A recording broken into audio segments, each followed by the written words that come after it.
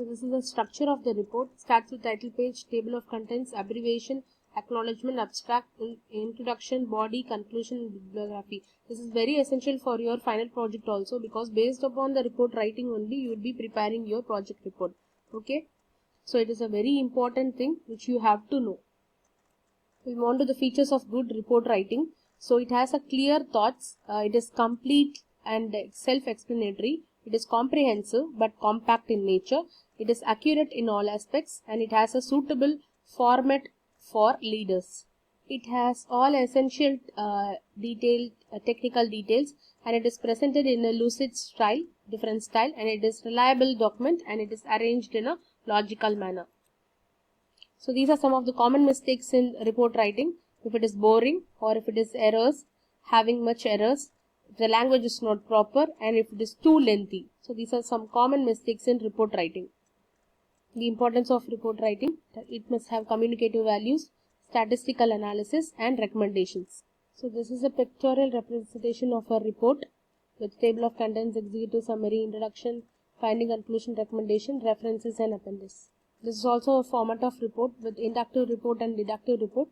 Under the inductive, title page, executive summary, introduction, conclusion, discussion, references will come. Deductive report, title page, executive summary, introduction, discussions, conclusions, and referencing. So based upon this, it is dependent.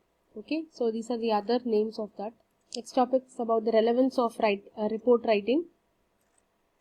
So the first, report as a means of internal communication. So as it is an effective means of communication within the organization, it provides a feedback, and it is prepared for the guidance of others connected with the particular problem or a matter.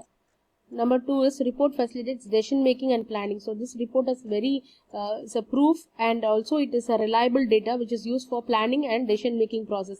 So it acts as a treasure house of reliable information for the long term planning. Report discloses unknown information. So previous informations or reports provides information which not be known. So committee members collect this data, draw conclusions, and provide information for a which will be for new to all concerned parties, and for also beneficial for the new business opportunities. Report gives information to the employees. So if you provide a report, then finally the everyone is aware of that, and everyone will read the reports, and they are aware of what is happening in an organization. So reports are available to managers and departments for internal use. They are widely used for departments for guidance, and report provide a feedback for employees and are useful for their self improvement. Some of the research misconducts. So fabrication, if the results are making up data or cooking up, its fabrication. Falsification is manipulating the research materials or changing or omitting the data and results. Plagiarism is completely copying from another person's ideas, process, results, and words. So this is widely used nowadays in research. So if you want to submit a PhD, you have to get a plagiarism certificate, only then you can submit the thesis. And the last one, research misconduct does not include honest error or difference of opinions. So a research may be a subjective or objectivity in research. So one place where research definition differs from their common understanding or objectivity and subjectivity. Often when we hear about subjectivity is the mainstream media, it is used to describe the beliefs and opinions, while objectivity is used to talk about something being neutral or without any bias.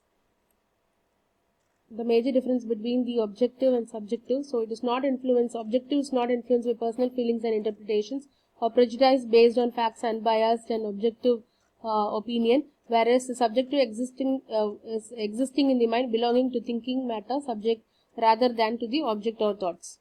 Thank you for listening the video.